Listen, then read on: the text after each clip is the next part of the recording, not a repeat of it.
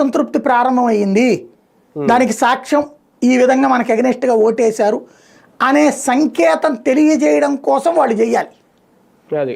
అలా చెయ్యాలంటే ఒక కసితో చెయ్యాలి. అలాంటి కసి ఇప్పట్లో ఉన్నట్టేం కనిపించట్లేదు నాకు.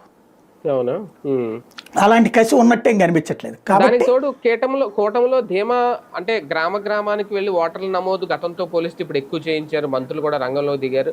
ఆ ధీమా అన్న కనిపిస్తుందా కూటమిలో గెలుస్తాము అనేది? ఇంక ఇవన్నీ ఇప్పుడు మనం చెప్పుకున్న కారణాలు ఇవన్నీ పక్క వెళ్ళిపోతాయి. నిరుద్యోగం నేను చెప్పాను కదా, 3కి 3 గెలవబోతున్నారని. అందుకే వీళ్ళు హోంవర్క్ చేశారు. అవును, ఆ కమ్యూనిస్టులు కూడా హోంవర్క్ చేశారు. వీళ్ళకి హోంవర్క్ తో పాటుగా ఆర్థిక స్తోమత కూడా ఉంది. వాళ్ళు హోంవర్క్ చేస్తారు కానీ ఆర్థిక స్తోమత ఉండదు కమ్యూనిస్ట్ ఎమ్మెల్సీ అభ్యర్థులకి. కాబట్టి అక్కడ మైనస్ ఉండొచ్చు అనుకుంటున్నాను నేను.